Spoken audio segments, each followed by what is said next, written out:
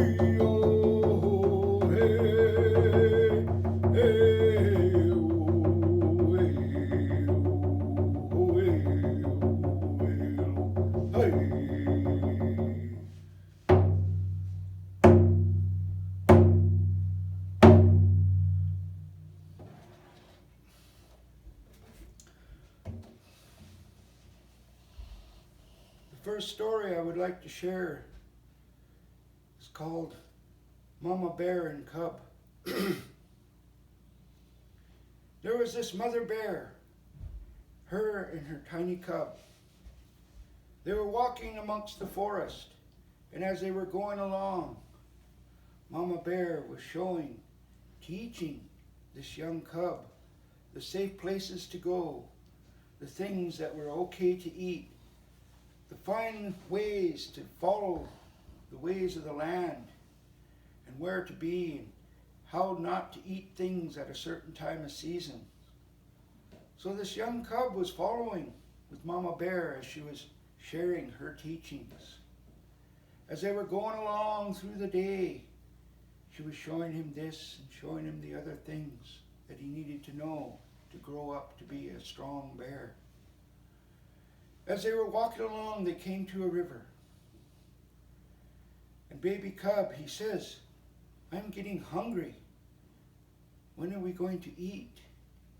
And Mama Bear says, "Well, you sit here by the river, and I will show you."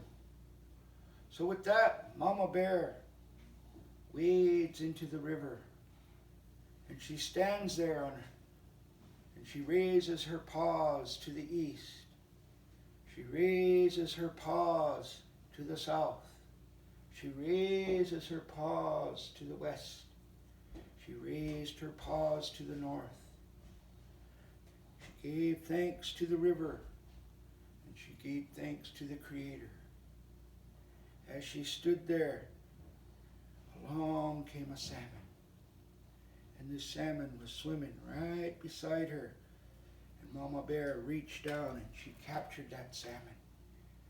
And as she had it in her mouth, she brought it to shore. And she laid it before a cub. And Cub started to eat. And she told Cub, you see, if we pay respect to what our Creator has given us, to what our Mother Earth has given us, and respect to all things around us, our Creator will provide for us so that we may be full, happy, and endure these times. The next story I'd like to share with you. Up and down our coast, there's been recurrence, reteaching of our native languages. We find this going on all over the teaching of the native languages to our young people, to our children. It is a coming back, our language, because that identifies who we are as native peoples of the land. It is our identity to be able to speak in our language, to express ourselves to our Creator, to our ancestors. So it's been a very important part of our native education now, is that language. The story entails a mother mouse. And Mother Mouse had 3 little children, beautiful children. And they were out walking. And once again, she was teaching them the safe trails to follow, safe places to be, what to eat, the time of seasons to eat them. And as she was teaching them along the trail, they were walking. And as they were walking, she spied up the trail a bobcat. Bobcat saw Mother Mouse. Bobcat crouched down and started to creep and creep, looking at Mother Mouse and her children. And he had that glint in his eyes, and he was hungry. And he kept creeping closer and closer. Mother Mouse, she looked to her children, and she says, you go over there. You hide behind that bush. And no matter what you see, or until I call you, you don't come out. You don't come out until I call you. So the little mice, they scurried behind the bush, and they are all peeking around as Mother Mouse stood her ground in the middle of that trail as Bobcat was creeping closer and closer. And he got so close, he scrunched down, getting ready to spring on Mother Mouse. Mother Mouse, she stood her ground. She fluffs up all her fur, fluffed it up real big and puffed it up. She raised her little paws above her head, and she looked at that bobcat straight in the eye. She tilted her head back, and then she yelled as hard as she could.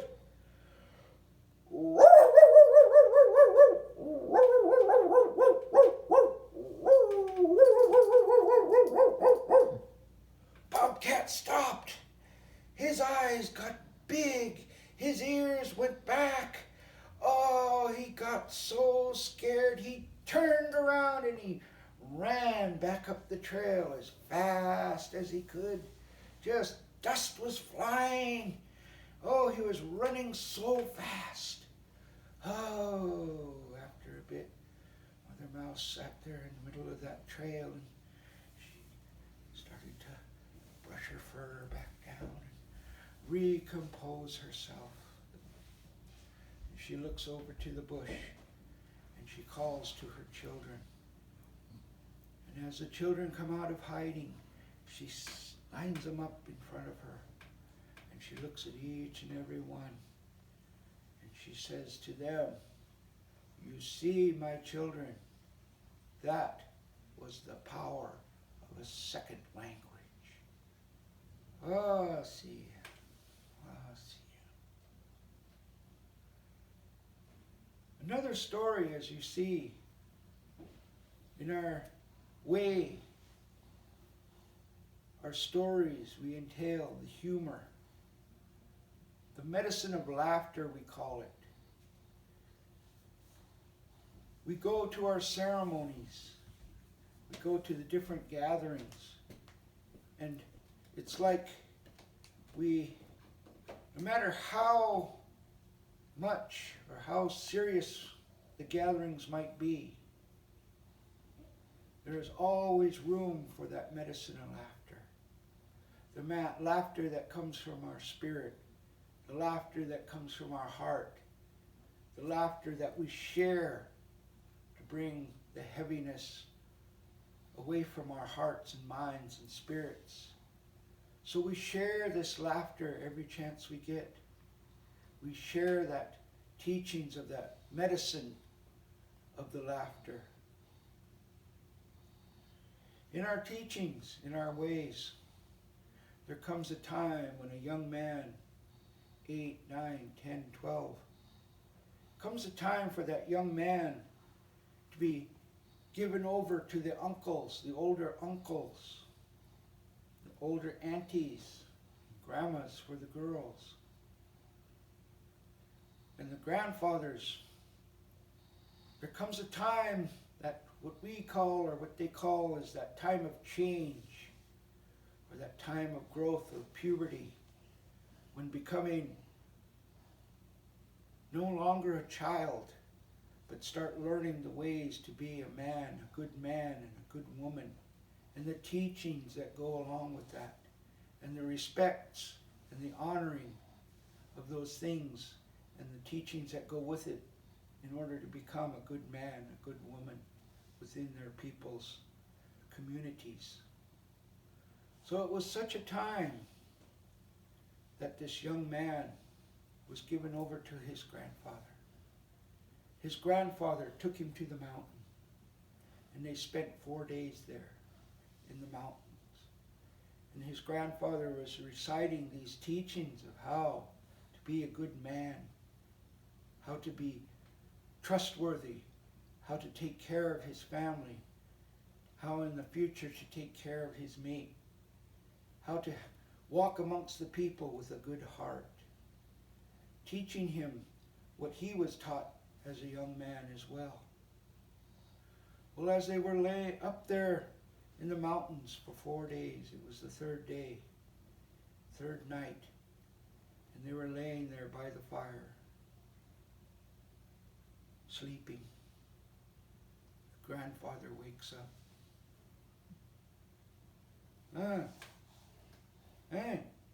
Hey, grandson! Grandson! Young boy wakes up. "What is it, grandfather? What is it?" Grandfather says, "Look up. What do you see?" And as the boy raised his eyes to the starry night, he looks upon the beauty of the star. He looked upon the beauty of the moon. And he says, "Well, what do you mean, grandfather?" He says, "Grandson, what do you see?" He says, "Grandfather, I see the beautiful night sky. I see the beautiful stars that are scattered across that night sky. I see the light of the moon as it shines down upon us." Grandfather nods his head. He says, "Yes, it's good. But what else do you see, grandson?" And the young man, he looks upon the sky. He looks around and kind of confused. He says, Grandfather, I don't know. Grandson, look further, look deeper. So the young man looks, he studies. He says, Grandfather, what I see is the beauty of all these stars. I see the magnificence of the moonlight and the moon.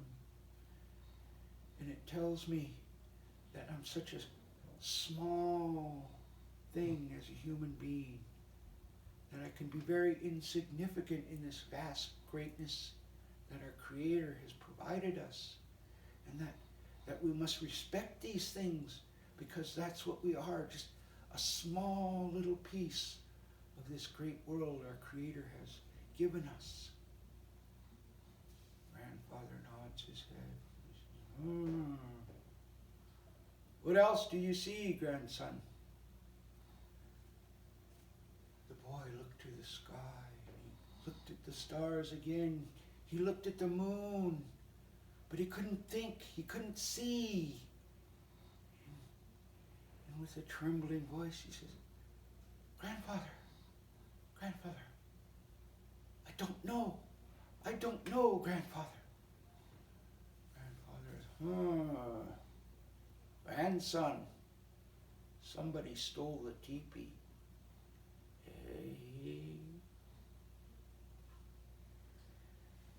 These stories, I hope, have brought joy to your heart, smile to your face. Because this is the way our stories, our legends, our Indian people, in our gatherings, no matter, like I say, you always hear that laughter in the background. When it comes time for our speakers on the floor, you'll see that they share that little bit of laughter, smile, goodness from their heart. We give thanks to our Creator every day for waking up to be able to enjoy the beauty that our Creator has bestowed upon us. We give thanks every day for just waking up for a chance, another day of life, to do the best we can, to share what we have been taught, to walk in a good way, learn these things in this life that we were gifted. With this closing of this story time, I'm going to share a blessing song of the bear. And the bear is our medicine healer, our healing animals. And this song calls upon that mother bear to come and to circle us and pick up all our negativities, pick up our sickness, and leave behind the trail of healing that we may walk upon.